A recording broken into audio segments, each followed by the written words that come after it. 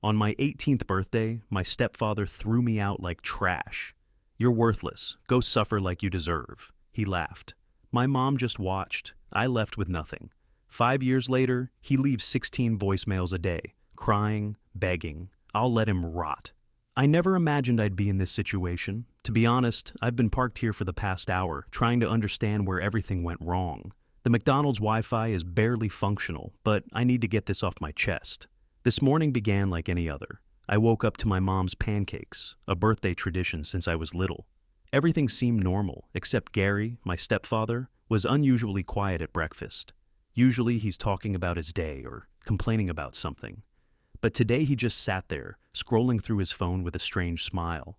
Some background: Gary married my mom when I was 12.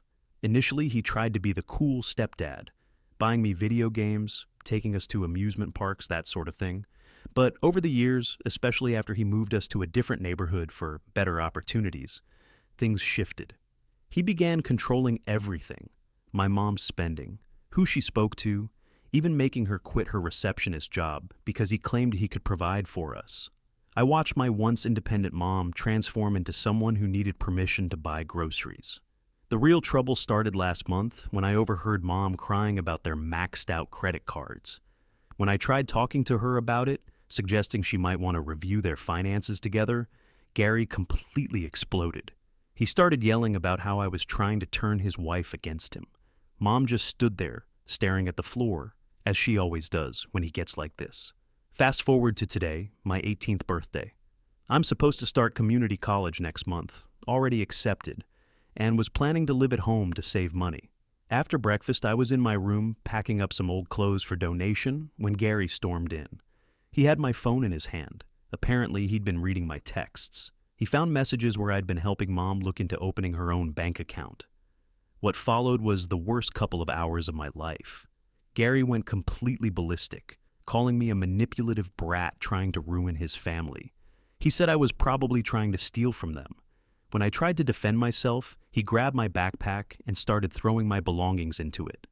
"You're 18 now, an adult. Time to learn about consequences," he sneered, tossing my charger at me. "You want to play games with my family? Go play them on the street." The worst part was that my mom just stood in the doorway, wiping her eyes and saying nothing.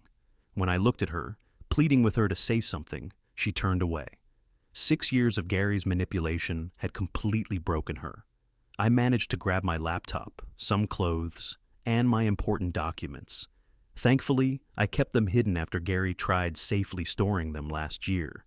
As Gary literally pushed me toward the front door, he started laughing, actually laughing. "You're worthless. Go suffer as you deserve. Maybe if you learn your place, we'll let you come back." That was 5 hours ago. I'm sitting in my 2008 Honda Civic, the one I bought myself working part-time at Target, using McDonald's Wi-Fi, trying to figure out what to do next. My phone is blowing up with texts from Mom saying she's so sorry and that we can resolve this if I just apologize to Gary. I haven't replied. I have about $1,400 saved in my own account, which Gary doesn't know about. My friend from high school offered me his couch for a few days while I sort things out. I'm scared, yes, but mostly I'm just done. Done watching Gary destroy my mom's life. Done walking on eggshells in my own home. The community college email about orientation is still in my inbox. I'm going. Gary wanted to teach me about consequences. Fine. But I don't think he's going to appreciate how this plays out. I don't even know why I'm posting this. Maybe I just needed to tell someone. Maybe I needed to organize my thoughts. Either way, I'm not going back. Not to apologize, not to beg, not for anything. Here's where it gets interesting. Remember how I mentioned Gary's business in my last post? Well, it's worse than I thought. Way worse. Through mutual friends, small town, word gets around. I learned he's been taking deposits from customers, using that money to pay off other jobs, and falling behind on everything. A classic pyramid scheme, just with home maintenance instead of makeup or protein shakes. I wouldn't even know this except for Kira. My girlfriend, whom I met in my economics class, works at the local hardware store. She started noticing Gary coming in, trying to open store credit accounts under different business names. Each time he gets denied, he makes a bigger scene. Last week, he tried using my mom's name on an application. That's what prompted me to write this update. But Let me back up. These past 2 years haven't been all drama. I've been focused on building my own life, found a decent apartment with a roommate, and started working at a local shop, being vague for privacy. The owner took me under his wing after I helped him set up a proper booking system. The guy was still using a paper calendar in 2023. Now, I'm learning everything I can about running a legitimate business. The crazy part? Some of Gary's old customers have started coming to me. I never advertised to them or anything. They just found me through Google reviews and word of mouth. Turns out, when you actually do quality work and don't scam people, they tell their friends. Mom's been trying to contact me more lately, not through Gary's phone anymore, but from her own number. Progress, I guess. She said Gary's been getting stressed about money. Apparently, he's been coming home later and later, constantly on his phone arguing with someone. Last week, she discovered past due notices from their mortgage company in the trash. I keep my responses to her short but polite. I'm glad you have your own phone now. Yes, I'm safe. No, I don't want to come over for dinner. I'm not angry anymore. I just don't have the energy for their drama. Kira thinks I should report Gary's business practices to the authorities, but honestly, I don't need to. His reputation is collapsing on its own. Just last month, he tried to sponsor a local youth baseball team. Typical Gary, always trying to appear successful. The team declined after Googling his business reviews. That must have stung. The strangest part of all this, I actually bumped into him at Home Depot last week. He was arguing with a cashier about a declined credit card. I was picking up supplies for a weekend project. Our eyes met, and for a split second, I saw something I'd never seen before. Fear. Not of me, but of what I represented. Someone who escaped and is building something legitimate while his house of cards is crumbling. He tried to pull me aside, starting with his usual manipulative talk about family and loyalty. I simply walked away. No words needed. My cart was full of materials I could actually afford, and that said enough. I found out this morning that he's been calling around to other local businesses, trying to find investors for some exciting new opportunity. Nobody's interested. Meanwhile, I just signed a lease on my own small workshop space. Nothing fancy, but it's mine, legitimately mine, with all the proper paperwork and licenses. I'm not posting this to boast. Honestly, watching Gary's life fall apart isn't even satisfying. It's just sad. But for anyone who's in a situation like I was, who's afraid to start over, it does get better. Not quickly, not easily, but it does. Update 2. I wasn't planning on posting again, but holy crap. The past 48 hours have been insane. Gary just showed up at my workshop, screaming like a lunatic. But let me rewind a bit because this is crazy. If you've followed my previous posts, you know the story. Gary, my stepfather, threw me out on my 18th birthday. I built my own life, and his business has been failing. Well, it's not just failing anymore. It's dead, and he's losing his mind. It started last week when one of his former customers, an older lady named Mrs. Peterson, came into my shop. She was nearly in tears, telling me how Gary had taken a $3,000 deposit for some work last year and then vanished. Classic Gary. I reviewed her documentation and gave her an honest quote for the job. When she mentioned she couldn't afford it after losing money to Gary, I worked out a payment plan with her. Basic human decency, right? Apparently, that was the final straw for Gary. Yesterday morning, I'm at my shop when I hear tires screeching outside.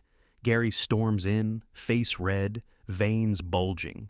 "You little shit! You're ruining my reputation." He's waving his phone around, showing me Mrs. Peterson's Google review of my business, where she mentioned her experience with him.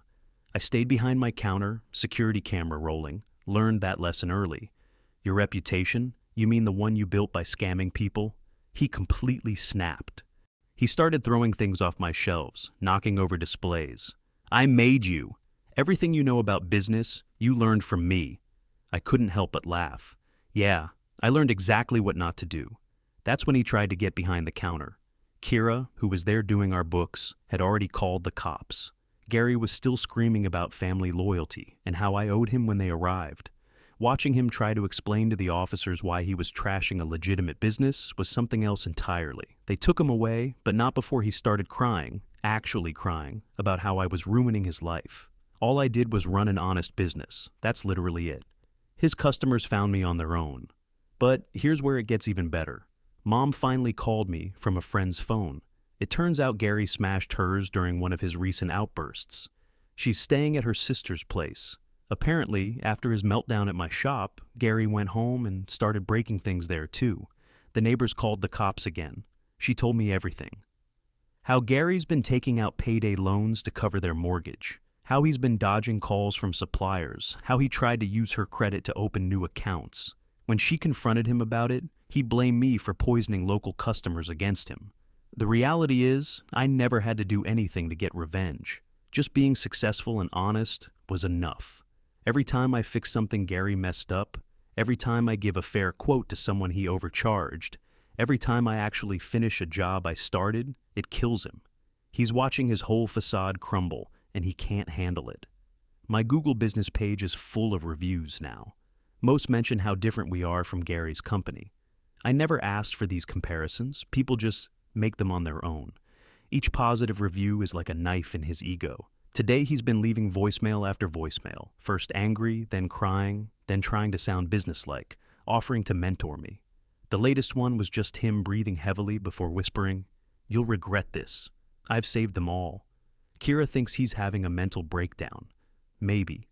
But I remember how calculated he was about destroying my mom's confidence, how methodically he isolated her from friends and family. This isn't a breakdown, it's mask-off time. He's always been this person. He just can't hide it anymore. Mom's talking about divorce. Finally, she found his stash of unpaid bills. They're way deeper in debt than she realized. The house she loves so much, the one Gary convinced her to put in his name for tax purposes, they're 3 months behind on payments. I'm not going to lie, watching his life implode feels right. Not because I did anything to him, but because he did it all to himself. Every shortcut, every scam, every lie, they're all catching up at once. And the best part is, all I had to do was run an honest business. Finally, an update. This is it. The final chapter of this whole mess. And wow, what an ending it turned out to be. Quick recap for those just joining. Stepdad Gary threw me out at 18. I built my own business, he lost his, and the last update ended with him in jail for violating my mom's restraining order. Well, things have escalated. The bank foreclosed on their house last month. Gary hadn't made a payment since September. Mom's been staying with my aunt, filing for divorce, while Gary's been crashing at some weekly rate motel, at least he was, until they kicked him out for fighting with other guests. Here's where it gets truly interesting. The house was going up for auction. You know, the same house where Gary made me pack my belongings into a backpack and threw me out?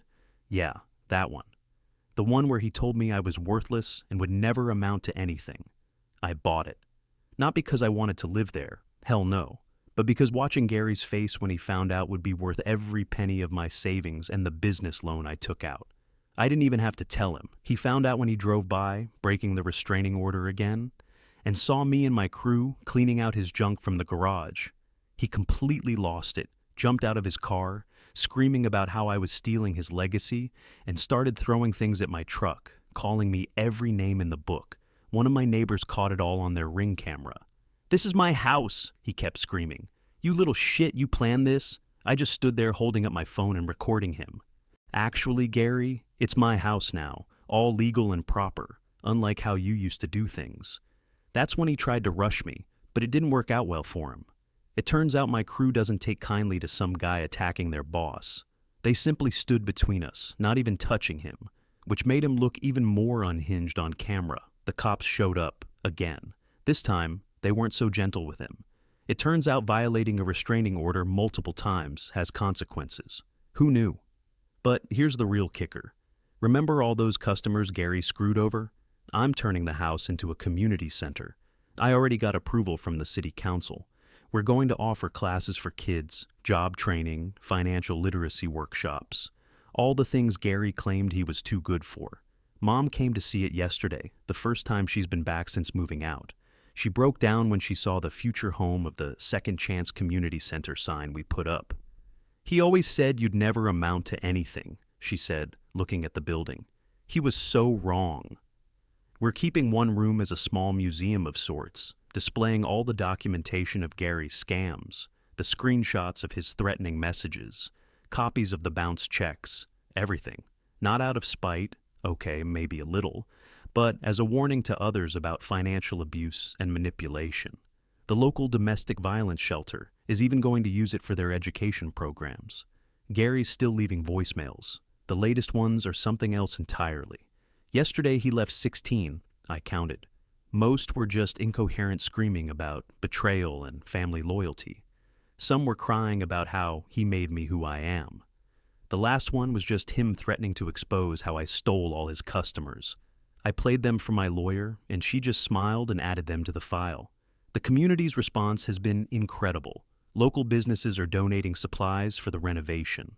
Gary's old customers keep stopping by, sharing their stories, and offering to help. Each one starts with, "I don't know if you remember how Gary..." Trust me, I remember. I remember everything. Yesterday I saw him parked across the street, watching us work. Just sitting there in his beat-up Corolla, quite a downgrade from his precious BMW, staring at the house. I waved. He flipped me off and peeled out so fast he left skid marks. Kira thinks I should feel bad for him. "He's lost everything," she said. "No," I told her. "He threw everything away. There's a difference. Mom's doing better. She started a new job, got her own apartment, and even joined a support group for domestic abuse survivors. She apologized for not protecting me from Gary, but honestly, I'm just glad she's finally free. I'm good. Business is growing. I just opened a second location. Kira said yes when I proposed last week. We're planning a small wedding. Nothing fancy, just friends and family. Well, my family, the ones who actually act like family. As for Gary, last I heard, he's trying to start over in another town.